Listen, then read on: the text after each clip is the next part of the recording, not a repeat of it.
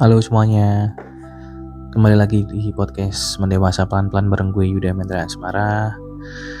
Dan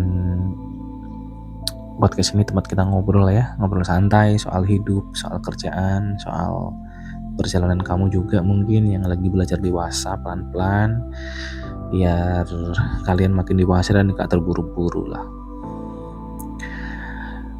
Gue punya satu teman dulu sebelum dia jadi leader, ceritanya banyak lah.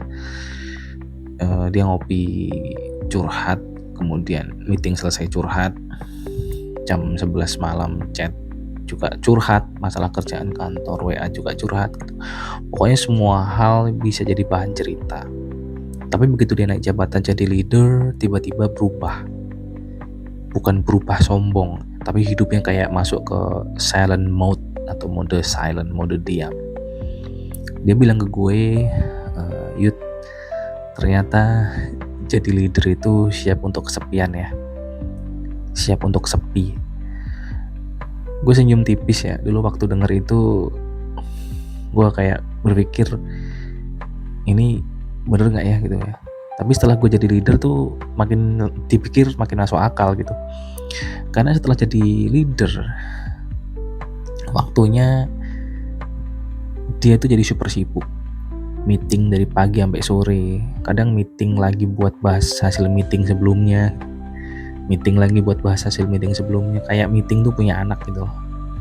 Turun-turunan meeting. Energinya juga cepet habis. Dulu pulang kerja masih bisa nongkrong, masih bisa bercanda-bercanda sama teman-teman di kafe nongkrong. Sekarang pulang kerja rasanya kayak baterai HP tinggal 2%.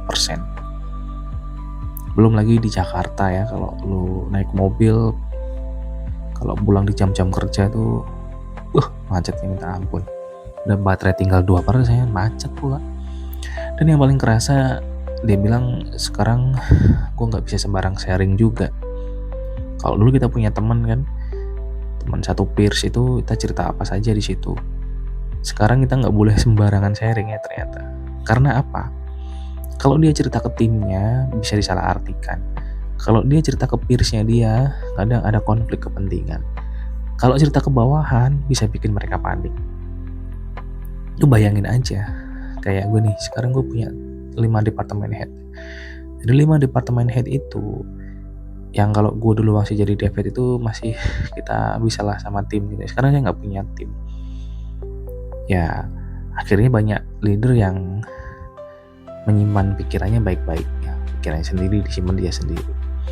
Dan ternyata ini bukan cuma cerita teman gue juga. Ada riset dari Harvard Business Review yang bilang bahwa sekitar 50% leader merasa kesepian dalam perannya sebagai seorang leader. Kenapa? Karena begitu seorang jadi pemimpin, hubungan sosialnya berubah.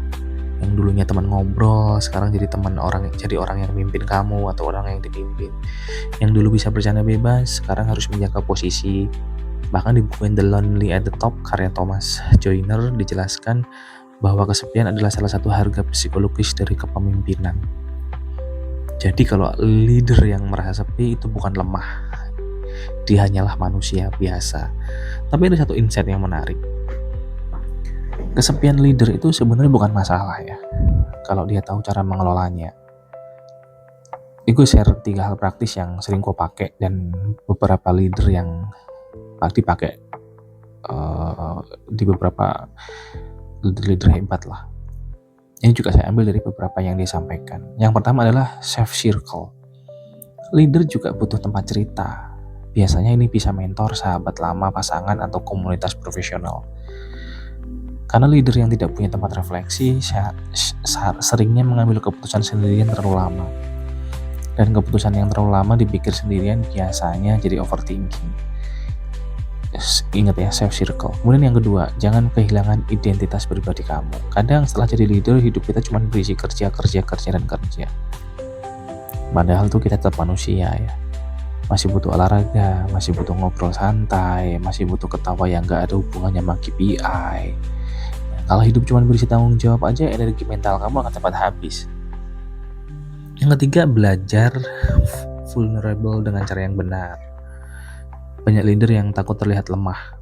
Padahal penelitian dari Brené Brown tentang kepemimpinan itu menunjukkan bahwa leader yang berani menunjukkan sisi manusiawinya itu justru lebih dipercaya sama timnya. Bukan berarti cuma curhat semuanya ke semua masalah kantor, masalah kerjaan semua ke tim ya, bukan gitu. Tapi sekali bilang, gue juga lagi belajar kok.